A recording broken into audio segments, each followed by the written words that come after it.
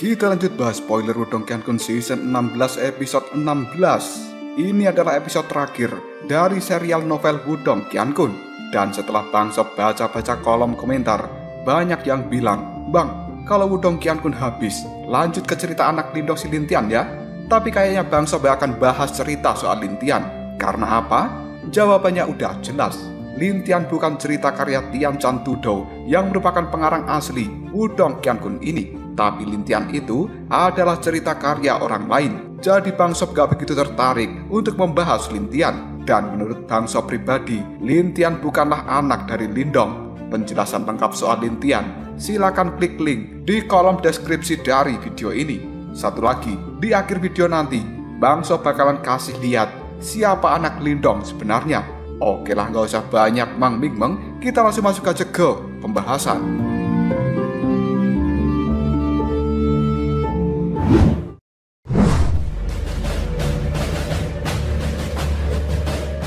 Pada saat Kaisar Pertempuran hendak mundur dari hadapan Lindong, tiba-tiba saja tatapan mata Lindong dipenuhi rasa dingin karena dia sangat marah dengan orang itu. Dan kemudian Lindong pun berkata dengan nada suara yang serius, "Kau sebelumnya sudah menghina calon istriku dengan kata-katamu yang tidak sopan, dan sekarang kau ingin pergi begitu saja.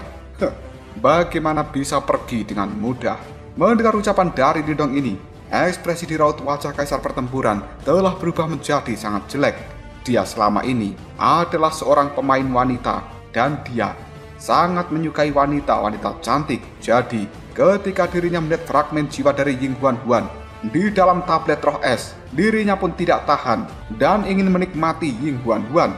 Namun Kaisar Pertempuran tidak pernah bisa menyangka bahwa sebenarnya Ying Huan adalah calon istri dari Lindong yang memiliki kekuatan mengerikan. Pada saat ini, Kaisar Pertempuran berpikir jika dirinya meminta maaf dengan lembut, kemungkinan hal itu tidak akan pernah bisa meredakan kemarahan dari Lindong. Di sisi lain, Kaisar Pertempuran juga merupakan orang yang sangat arogan dan memiliki harga diri yang sangat tinggi.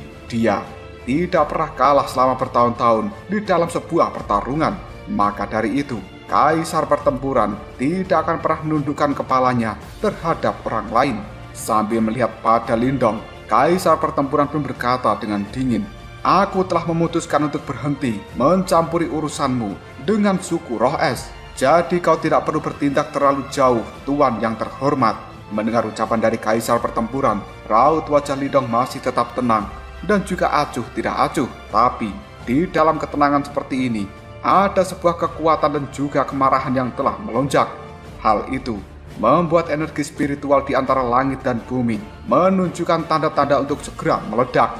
Detik berikutnya, sambil terus menatap tajam pada Kaisar Pertempuran, Lindong mengatakan, "Karena kau berani membuat masalah, maka jangan berpikir untuk bisa pergi hari ini." Mendengar ucapan dari Lindong itu, Kaisar Pertempuran tiba-tiba saja tertawa. Lalu dia berkata, "Meskipun aku tidak bisa mengalahkanmu hari ini, tapi aku tidak percaya jika diriku ingin pergi, maka kau tidak akan pernah mampu menghentikanku." Hal ini adalah sesuatu yang sangat diyakini oleh Kaisar Pertempuran. Sementara penguasa naga dan juga Pak Tua Iblis Salju, mereka berdua telah mundur dari medan pertarungan sebelumnya. Dan kali ini hanya bisa melihat perdebatan antara Lindong dan juga Kaisar Pertempuran. Namun kedua orang tua itu memilih untuk diam dan tidak ikut campur. Meskipun mereka berdua sangat mengenal Kaisar Pertempuran, namun kedua orang tua itu juga mengetahui betapa menakutkannya kekuatan dari Lindong. Maka dari itu, tidak ada satupun dari mereka yang berani memprovokasi Lindong saat ini. Meskipun begitu, kedua orang tua itu masih memikirkan ucapan dari Lindong sebelumnya yang mengatakan bahwa Kaisar Pertempuran tidak akan pernah bisa melarikan diri dari tempat ini. Dan bagi mereka berdua, ucapan Lindong itu merupakan sebuah lelucon. Kemungkinan Lindong mengatakan hal itu hanyalah sebuah ancaman belaka. Karena Pak Tua Iblis Salju dan juga penguasa naga sangat memahami, jika seseorang penguasa surgawi bertekad untuk melarikan diri, maka mereka tidak akan pernah bisa dihentikan dengan mudah oleh siapapun.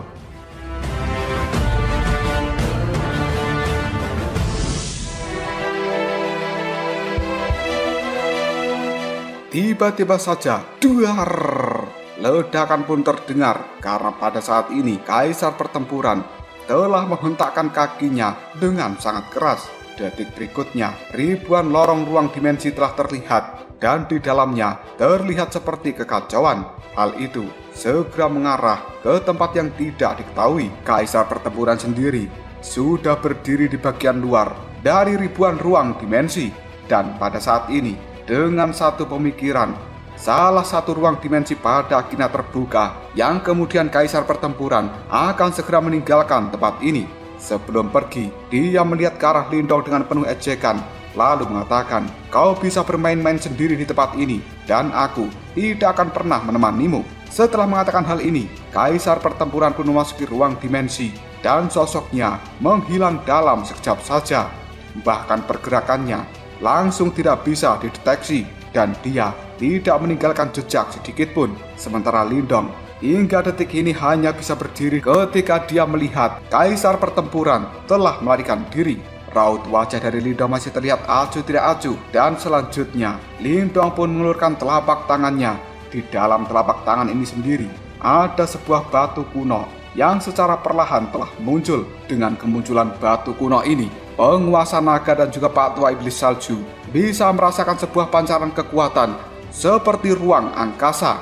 Lindong kemudian mengulurkan telapak tangannya, dan dengan lembut dia telah merobek ruang dimensi yang ada di hadapannya. Hanya dalam waktu yang cukup singkat, ruang dimensi itu pun langsung hancur dan menampilkan banyak bayang-bayang dengan ribuan ruang.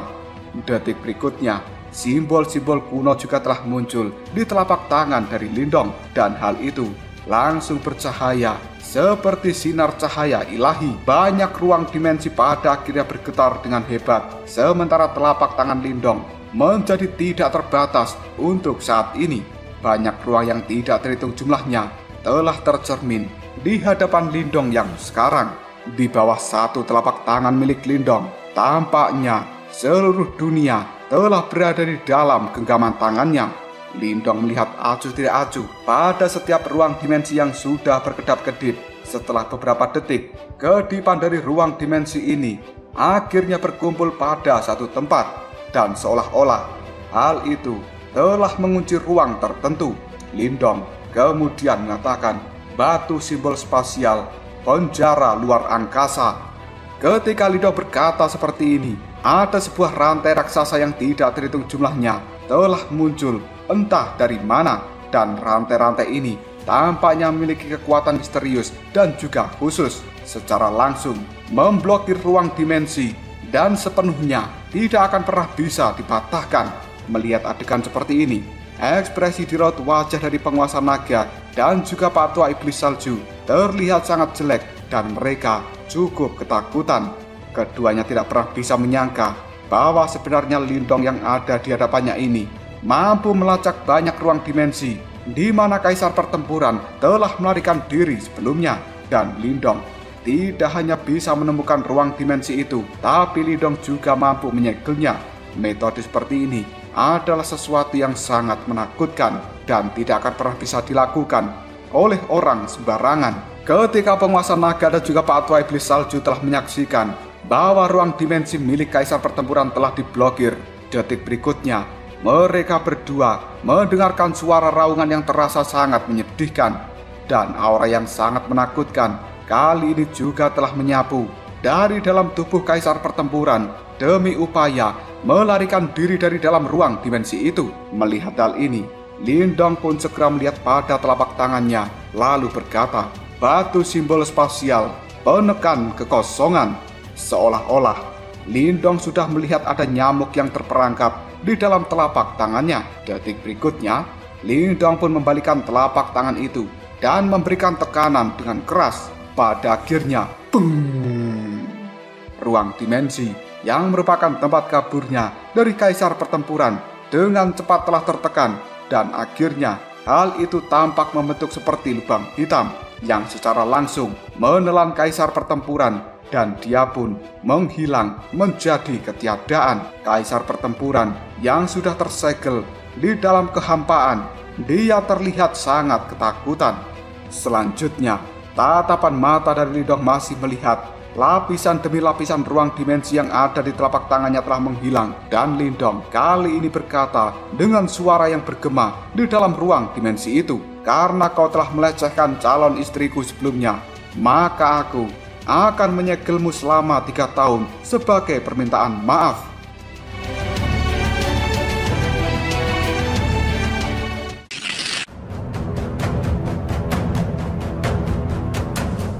Penguasa naga dan juga patua iblis salju ketika melihat adegan seperti ini, tatapan mata mereka telah dipenuhi dengan kengerian, karena Lindong yang ada di hadapan mereka benar-benar orang yang menakutkan. Mereka berdua tidak pernah menyangka bahwa sebenarnya kaisar pertempuran yang merupakan sosok terkenal di dunia 1000 besar ini, di tangan Lindong, dia hanya seperti seekor nyamuk yang kecil. Keduanya pun saling bertukar pandang. Ada rasa takut yang tidak bisa disembunyikan di dalam tatapan mata masing-masing.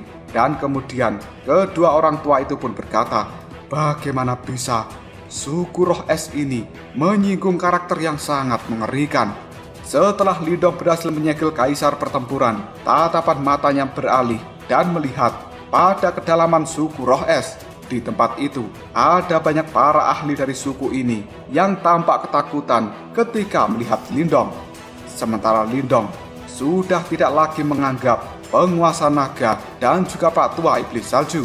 Sambil memegang tongkat kaisar petirnya, Lindong pun berjalan maju 1 langkah, dan ruang yang ada di hadapannya kini langsung terbuka. Sosok dari Lindong bisa dengan mudah menembus formasi besar yang merupakan formasi pelindung dari suku roh es ini. Hanya dalam waktu yang cukup singkat, tubuh dari Lindong telah muncul di bagian terdalam dari tanah leluhur roh es. Di tempat itu sudah banyak para ahli kuat dari suku roh es yang telah berkumpul, dan mereka semuanya berdiri dengan penuh kesiagaan yang besar. Sementara leluhur roh es sendiri juga ada di tempat itu.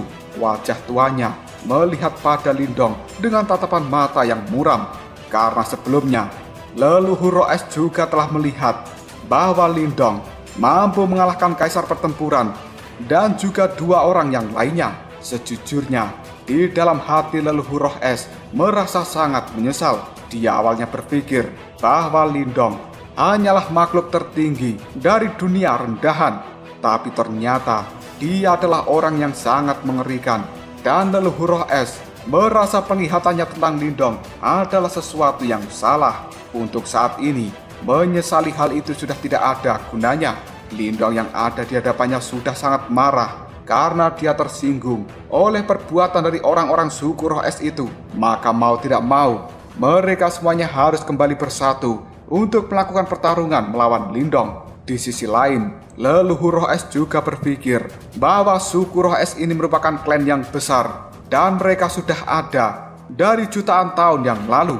Maka dari itu, mereka sangat mementingkan sebuah reputasi. Jika Lindong diizinkan untuk bertindak sesuka hatinya di dalam tempat ini, leluhur roh es merasa cukup khawatir bahwa suku roh esnya ini akan menjadi lelucon di dunia 1000 besar. Dan itu adalah sesuatu yang tidak akan pernah bisa ditoleransi oleh leluhur roh es. Sementara Lindong yang pada saat ini masih berdiri di langit, dia melihat pada banyaknya orang kuat dari suku roh es ini, yang kemudian Lindong berkata dengan nada acuh tidak acuh, apakah kalian semuanya masih tidak mau meminjamkan tablet roh es padaku?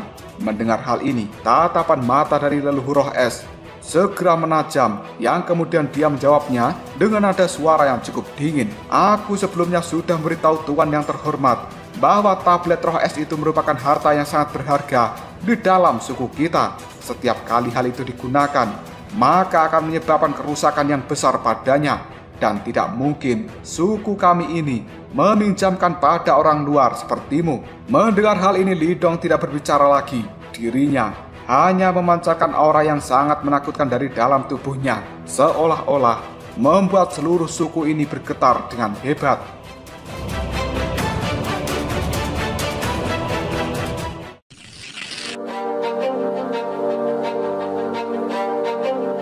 Pada saat melihat aura yang sangat menakutkan keluar dari dalam tubuh Lindong, ekspresi di raut wajah leluhur roh es berubah menjadi sangat jelek. Yang kemudian dia pun berkata dengan nada suara yang tegas, baiklah jika itu maumu. Apakah kau benar-benar berpikir bahwa suku roh esku ini takut padamu. Setelah leluhur roh es berkata seperti ini, tiba-tiba saja ada angin dingin yang tidak berujung telah mengamuk di dalam suku ini. Hanya dalam waktu yang cukup singkat, kehampaan pun mulai membeku dan hal ini segera berubah menjadi seperti dunia es. Sementara di belakang leluhur roh es sendiri, ada sebuah tanah kosong yang secara perlahan telah retak. Detik berikutnya, cahaya dingin biru es langsung menyala dari retakan itu, yang kemudian berubah menjadi bendera kuno yang terlihat cukup rusak. Tapi bendera ini ditutupi oleh jejak belang-belang yang merupakan noda darah. Tatapan mata dari leluhur roh es sudah terlihat sangat dingin, yang kemudian dia melihat Lindong sambil mengatakan, "Karena kau datang ke tempat ini mencari kematian, maka jangan salahkan orang tua ini. Sebenarnya bendera kuno yang terlihat rusak itu merupakan harta suci dari suku roh es mereka. Setelah harta itu diaktifkan, maka hal itu akan segera menyebarkan kekuatan magis yang tidak tertandingi, dan hal itu akan benar-benar menghancurkan dunia." Leluhur roh es pun kemudian berteriak dengan nada yang keras, "Bendera pengorbanan!" Setelah leluhur roh es berkata seperti ini, seluruh orang kuat yang berasal dari suku roh es ini, yang tidak terhitung jumlahnya, tiba-tiba saja memuntahkan darah esensi dari dalam mulut mereka. Detik berikutnya, darah-darah esensi ini langsung terbang dan pada akhirnya menuju pada bendera rusak. Kali ini, bendera kuno yang rusak itu sebenarnya langsung menelan seluruh darah esensi dari orang-orang kuat suku roh es ini. Selanjutnya, bendera kuno yang rusak secara perlahan naik ke udara, dan hal itu langsung menyebarkan udara dingin yang bahkan mampu membekukan jiwa seseorang jika sampai terkena hembusan dari udara dingin ini. Leluhur roh es kemudian mengepalkan tangannya pada bendera kuno, dan kemudian ada aliran energi yang telah muncul dari dalam telapak tangannya itu. Karena ini merupakan energi spiritual yang benar-benar mengerikan dari seorang penguasa surgawi tertinggi. Tiba-tiba saja, langit dan juga bumi yang ada di tempat ini telah berubah warna, dan kekosongan yang ada di dalam tempat ini telah menjadi sangat retak. Leluhur roh es kemudian mengatakan, "Kekuatan supernatural yang tiada tara, angin suci pembunuh Samadhi." Bendera kuno yang ada di tangan dari leluhur roh es tiba-tiba saja berkibar. Hanya dalam waktu yang cukup singkat, seluruh suara yang ada di langit dan bumi kali ini telah menghilang, dan hanya ada hembusan suara angin yang sudah bergema. Hembusan angin berwarna biru tua yang sangat kuat benar-benar telah dikeluarkan dari dalam bendera kuno, dan dimanapun angin itu lewat, semuanya telah diubah menjadi balokan-balokan es. Di tempat yang cukup jauh dari kedalaman suku roh es ini, penguasa naga dan juga patua iblis salju hanya bisa melihat sebuah angin biru yang telah berlalu, dan hal itu membuat mereka merasa cukup ketakutan, karena sebenarnya mereka berdua bisa merasakan kekuatan penghancur yang telah tersebar di dalam angin biru itu. Jika mereka sampai terkena angin ini, kemungkinan tubuh mereka akan langsung dihancurkan. Sambil terus melihat pemandangan yang sangat menakutkan itu, penguasa naga dan juga patua iblis salju kali ini mengatakan, ini sebenarnya adalah kekuatan asli dari suku roh es. Benar, dengan metode seperti itu, bocah penyusup ini kemungkinan tidak akan pernah bisa melarikan diri. Iya, meskipun orang ini memiliki beberapa cara yang sangat menakutkan, namun dia tidak boleh meremehkan kekuatan asli dari suku roh es. Ketika penguasa naga dan juga patua iblis salju mengatakan hal ini, tatapan mata mereka terfokus pada Lindong. Dengan penuh kasihan dalam tatapan mata itu, bagi mereka, para jenius dari dunia bawah memang memiliki bakat yang besar, tapi mereka selama ini juga telah bertindak ceroboh, dan hal itu membuat mereka terlihat seperti orang yang bodoh.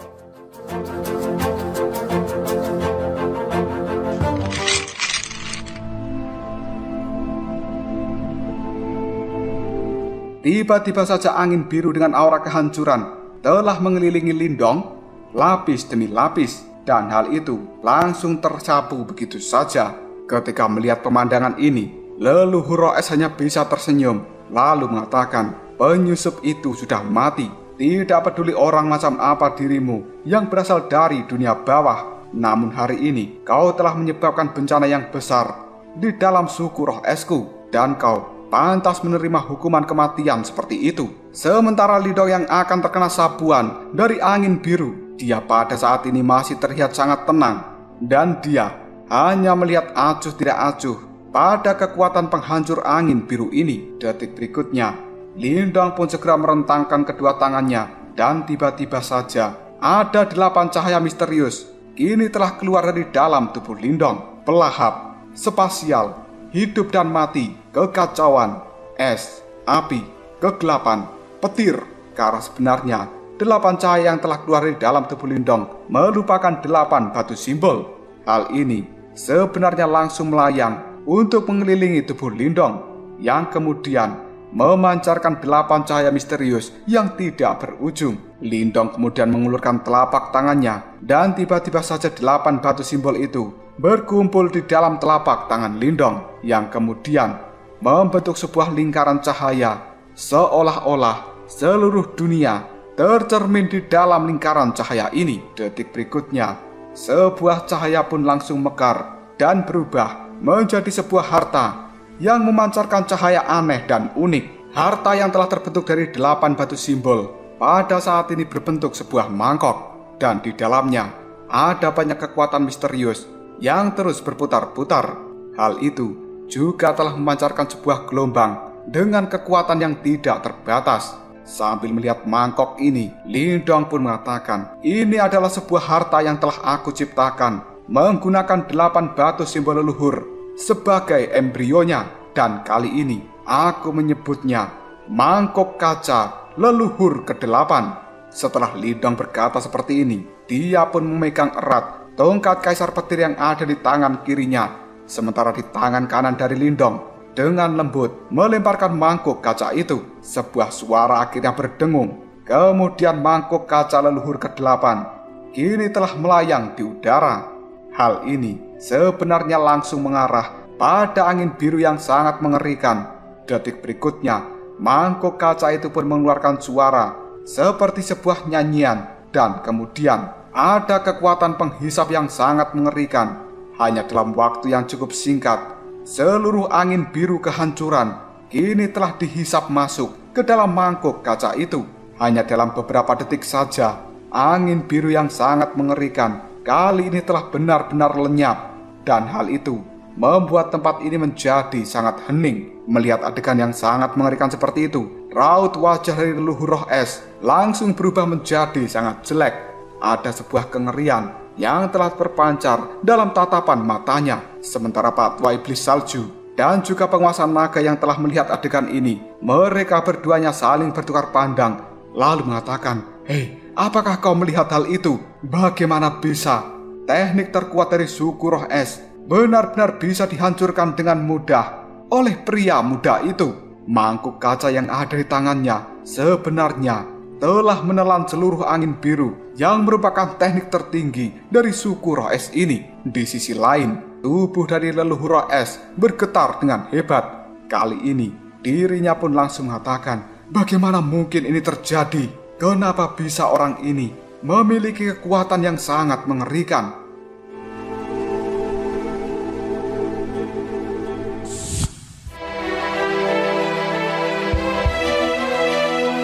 Ketika Lindong sudah mengalahkan teknik terkuat dari suku roh es, dirinya pada saat ini menghela nafas dengan lega.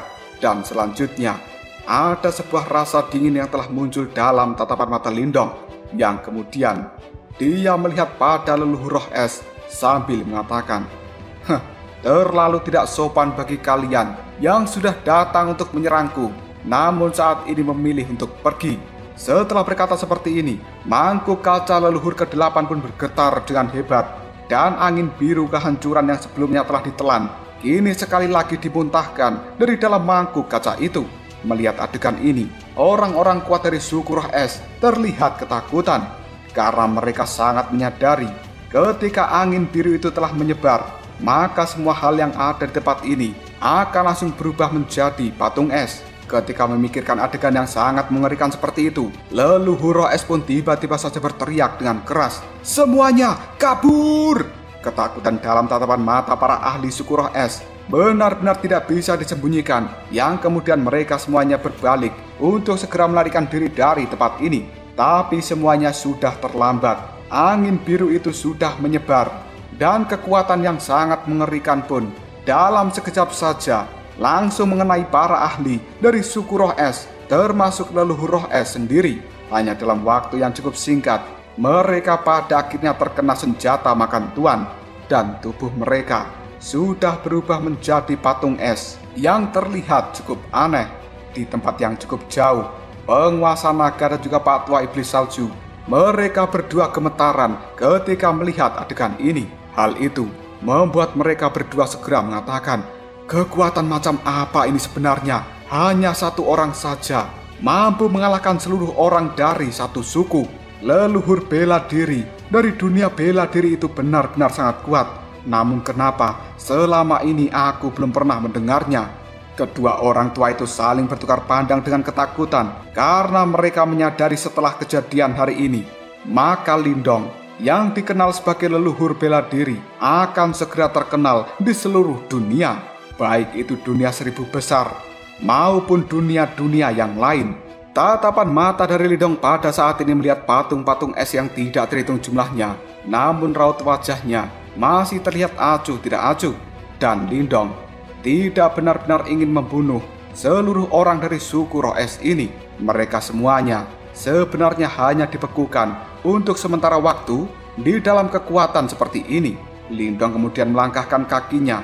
Hanya dalam waktu yang cukup singkat, tubuh dari Lindong telah muncul di hadapan leluhur roh es yang juga telah berubah menjadi patung es.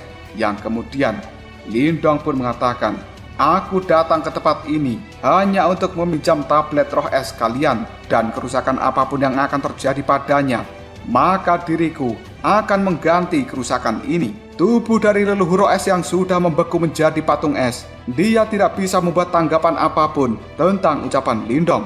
Namun dirinya terlihat sangat menyesal karena sudah memprovokasi Lindong. Jika dia tahu bahwa Lindong adalah orang yang sangat menakutkan, sejak awal dia tidak akan pernah berani menantang Lindong, hingga pada akhirnya membuat dirinya dan orang-orang kuat dari suku roh es diubah menjadi patung seperti ini. Setelah berkata sejenak di hadapan patung leluhur roh es, Lindong pada saat ini berbalik dan dia melangkah maju melewati banyak patung es yang tidak terhitung jumlahnya, hingga pada akhirnya Lindong telah sampai di kedalaman dari tanah leluhur suku roh es. Dirinya bisa melihat tablet batu berwarna biru yang berdiri diam di sana. Lindong kemudian terdiam untuk terus melihat pada tablet roh es. Tiba-tiba saja ada sebuah ingatan yang terkubur jauh di dalam pikirannya mulai sekali lagi tergali. Ribuan emosi sudah tergambar di dalam pikiran Lindong, dan hal itu membuat riak kemarahan di dalam hati Lindong telah berubah menjadi lebih tenang. Di dalam pikiran Lindong saat ini, dia bisa melihat wajah yang cukup akrab dan tidak akan pernah bisa terlupakan. Bagaimanapun juga, wajah ini telah terukir jauh di dalam hati Lindong, dan itu adalah wajah Ying Huan Huan.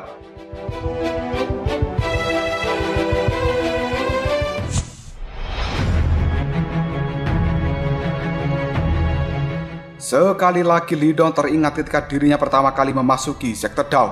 Saat itu, dia tidak ingin memasuki aula langit dan malah memilih memasuki aula sunyi yang merupakan aula terlemah. Hal ini membuat Ying Huan Huan segera mengatakan, kau adalah orang yang terlalu egois. Detik berikutnya, Lindong juga teringat bahwa Ying Huan Huan pada saat itu mengatakan, baiklah, kau jangan sampai menganggapku sebagai orang yang tidak menepati janjiku.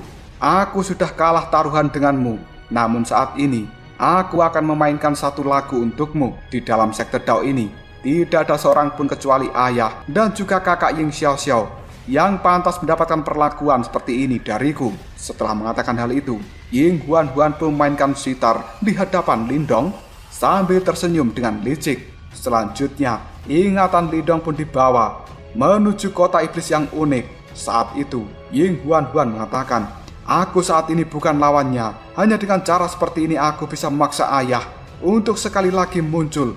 Meskipun aku tahu bahwa hal ini akan menimbulkan peperangan antara dua sekte besar. Tapi aku benar-benar tidak ingin melihat bahwa dirimu mati di tangan mereka. Selama ini, kalian semuanya sudah terbiasa dengan keinginanku. Maka sekali lagi, biarkan aku menjadi orang yang keras kepala. Sebuah adegan demi adegan dari kenangan masa lalu terus-menerus bermunculan di dalam pikiran Lindong. Yang kemudian, Lindong pun teringat dengan mantra kuno yang diucapkan Huan-Huan saat itu. Aku berdoa dengan jiwaku, dengan tubuhku, dengan darahku, memanggil roh dunia langit dan bumi, transformasi surgawi, jalan leluhur. Setelah Huan-Huan berkata seperti itu, tubuhnya pun langsung ditelan oleh api biru. Dan hal itu adalah sesuatu yang telah menghancurkan banyak harapan di dalam hati Lindong.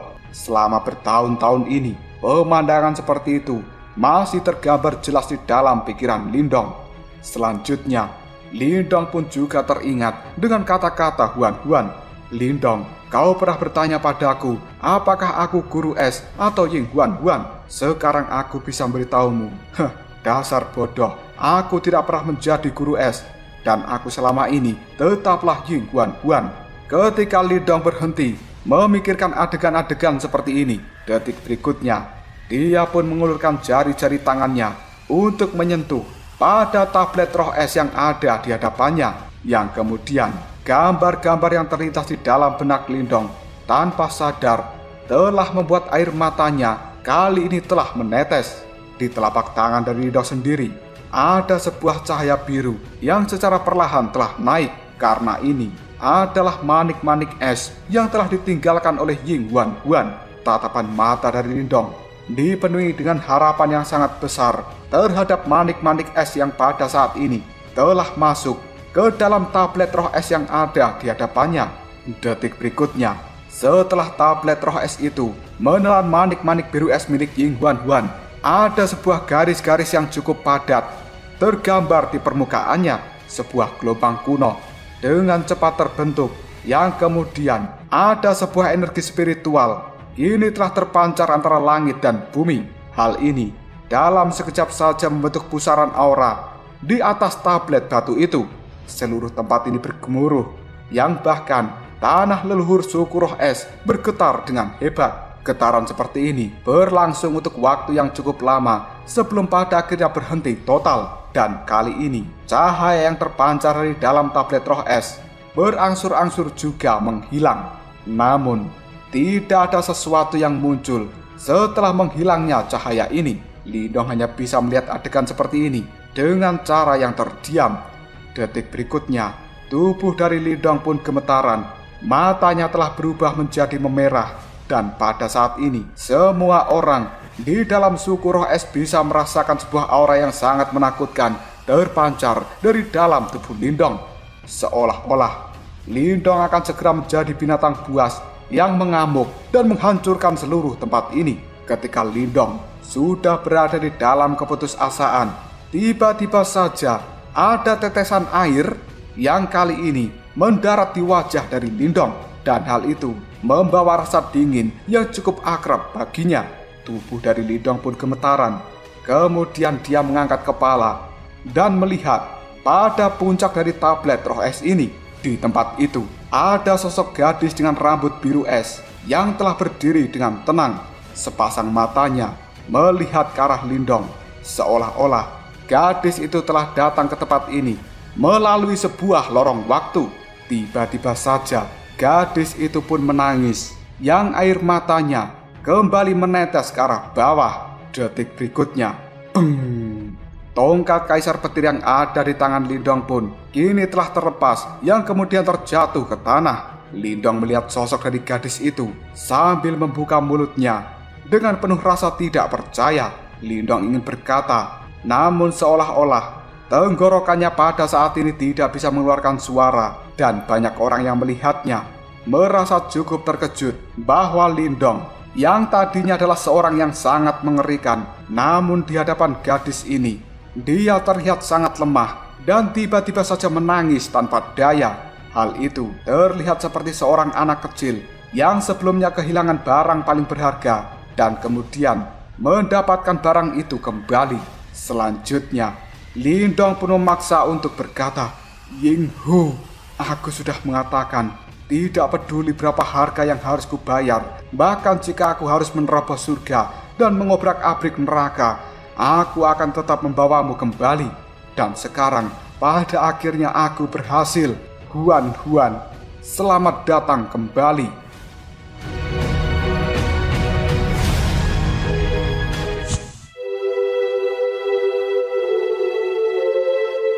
Ying Huan yang mendengar ucapan dari Lindong, dia pun mulai mengusap air matanya. Dan kali ini, Ying Huan segera melayang untuk turun ke arah Lindong, yang kemudian dia berdiri di hadapan Lindong untuk sejenak. Sebelum pada akhirnya, Ying Huan mengusap air mata dari Lindong sambil menangis bahagia lalu berkata, "Dasar bodoh, kau benar-benar tidak mau menyerah." Lindong yang masih sambil meneteskan air mata, dia pun menjawabnya, "Karena aku sudah berjanji bahwa aku akan membawamu kembali, tidak peduli apapun, bahkan jika aku harus menerobos surga dan mengobrak-abrik neraka sekalipun." Sambil tersenyum dia berkata, "Dasar serakah, padahal sudah ada Ling Qingsu yang akan selalu bersamamu, tapi kau masih saja ingin memilikiku."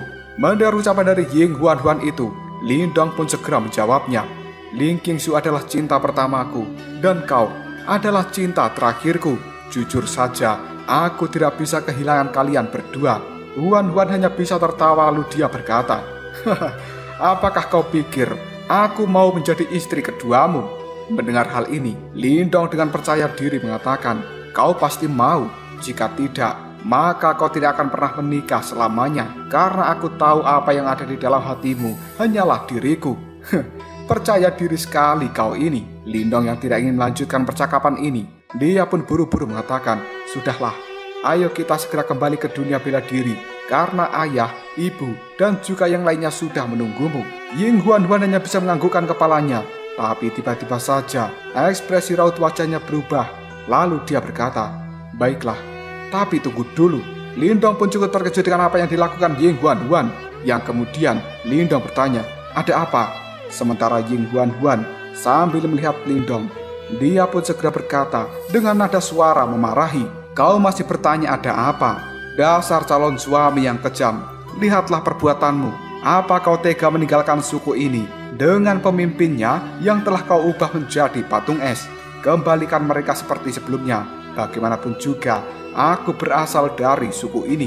Mendengar ucapan dari Ying Huan, Lindong hanya bisa tersenyum, yang kemudian dia melambaikan tangannya. Dalam sekejap saja, ada sebuah energi yang cukup misterius keluar dari telapak tangan Lindong, dan hal ini menyapu dalam sekejap, kemudian melelehkan es-es yang telah membekukan leluhur roh es beserta dengan para ahli kuat yang tidak terhitung jumlahnya.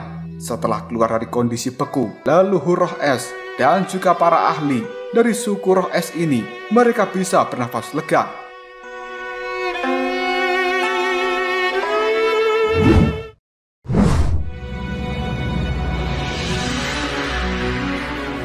Lindong pun mengajak Ying Huan berjalan menuju leluhur roh es. Melihat hal itu, leluhur roh es dan juga orang-orangnya terlihat sangat ketakutan. Namun, Lindong yang bisa melihat ketakutan ini, dia buru-buru menangkupkan kedua tangan pada leluhur roh es sambil berkata, "Leluhur roh es, maafkan aku karena telah mengacaukan suku roh esmu ini. Untuk kerusakan tablet roh es, aku akan mencari cara untuk memperbaikinya." Mendengar hal ini, leluhur roh es hanya bisa tersenyum yang kemudian diam jawabnya, "Sudahlah, ini semua juga salah kami, karena tidak mendengarkan niat baik dari Tuan yang terhormat. Dan kita memang pantas mendapatkan hukuman karena kesombongan kita yang telah meremehkan Tuan." Lindong hanya bisa tersenyum yang kemudian dia berkata, "Baiklah, kalau begitu aku dan juga calon istriku ini akan segera kembali ke dunia bela diri." Setelah mengatakan hal ini, Lindong segera memberikan hormat pada leluhur roh es, yang kemudian dia pun melambaikan tangannya. Ruang dimensi yang ada di hadapan Lindong segera terbelah. Detik berikutnya, dia pun mengajak Ying Huan untuk masuk ke dalam ruang dimensi, dan mereka berdua menghilang dalam sekejap. Kepergian Lindong dan juga Ying Huan membuat seluruh orang dari suku roh es hanya bisa bernafas dengan lega. Mulai hari ini dan juga seterusnya, mereka tidak akan pernah lagi meremehkan orang dari dunia lain. Cerita kemudian berpindah ke dunia bela diri, Tepatnya adalah kota Qingyang, di kediaman dari klan Lin. Lindong dan juga Huan Huan saat ini sudah tiba dan mereka disambut dengan penuh rasa senang. Patwa Ying Guanxi, Ying Xiaoxiao, Xu Tong, dan juga orang-orang dari sekte Dao. Ada juga Raja Naga Qingxi, Tang Xinlian, Patwa Moluo, pemimpin suku naga, Xin King, Mulingsan, kakek pertama, kakek Mulan, para guru kuno, Kunling, dan juga masih banyak lagi. Mereka semuanya sudah berkumpul di kota Qingyang ini, dan tepatnya di rumah dari klan Lin. Ketika melihat ayah dan juga kakaknya, Ying Huan Huan segera berlari. Dia pun langsung memeluk ayahnya sambil menangis. Tanpa sadar, hal ini membuat Patwa Ying Guanxi dan juga Ying Xiaoxiao beserta dengan orang-orang dari sekte Dao juga menangis bahagia karena Ying Huan Huan sudah kembali lagi ke dunia ini. Tiba-tiba saja Lindong segera berjalan menuju ayah dan ibunya. Kali ini dia berdiri di hadapan kedua orang tuanya sambil berkata, "Ayah, ibu, aku sudah membawa kembali kedua calon menantumu." Ayah dan juga ibu Lindong pun tersenyum dengan sangat bangga. Yang kemudian ayah Lindong mengatakan, "Kau benar-benar anakku yang hebat." Detik berikutnya, ibu dari Lindong pun memanggil Ying Huan Huan dan juga Ling Qingsu untuk mendekat. Kedua gadis cantik itu pada akhirnya berjalan, yang kemudian berdiri di hadapan ayah dan juga ibu Lindong sambil memberikan hormat. Melihat hal ini, ibu Lindong pun langsung memeluk kedua gadis cantik itu. Sementara ayah Lindong kali ini berkata dengan nada suara yang keras, "Karena kedua calon menantuku sudah ada di tempat ini, maka aku umumkan esok hari putraku Lindong akan menikah dengan Ling Qingsu dan juga Ying Huan Huan." Dalam sekejap saja, suasana di dalam tempat ini dipenuhi dengan teriakan-teriakan gembira.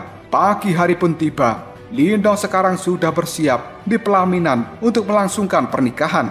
Tidak lama kemudian, muncullah Ling Qingsu dan juga Ying Huan Huan yang terlihat sangat cantik. Hal itu membuat Lindong melongo karena terpesona dengan kecantikan dua calon istrinya.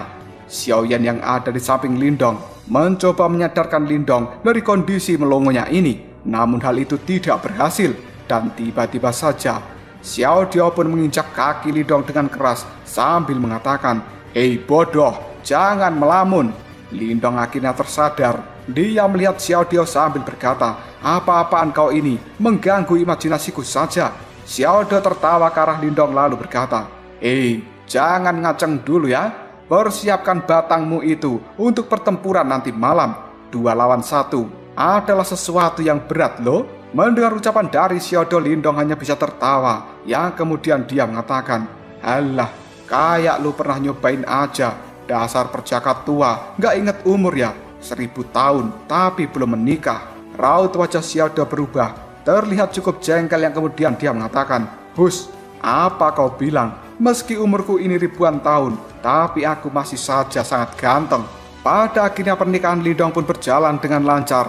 Malam harinya, Lindong bersama dengan Ling Qingsu dan juga Huan Huan, mereka bertiga melakukan kiu-kiu empuk jeru secara bersamaan. Beberapa minggu setelah pernikahan ini, akhirnya Ling Qingsu dan juga Ying Huan Huan pun hamil secara bersamaan. Di dalam kehamilannya ini, Lindong sering mengajak kedua istrinya untuk berjalan-jalan keliling dunia lain, biar mereka berdua tidak bosan dan juga stres. Pada akhirnya, waktu lahiran pun tiba, dan Ling Qingsu kini telah melahirkan seorang anak perempuan yang sangat cantik, yang kemudian diberi nama Lin Jing. Sementara Ying Huan Huan melahirkan seorang anak laki-laki yang cukup ganteng, diberi nama Lin King.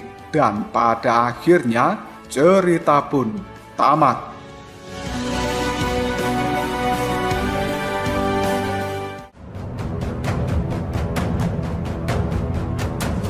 Terima kasih banyak buat sobat-sobatku yang selalu memantengi channel ini setiap hari pukul 6 sore. Akhirnya kalian semua telah sampai di penghujung cerita ini. Terima kasih banyak buat sobat-sobatku yang selama ini sudah memberikan support bagi channel Sobat Movie. Semoga kalian semua terhibur oleh channel ini.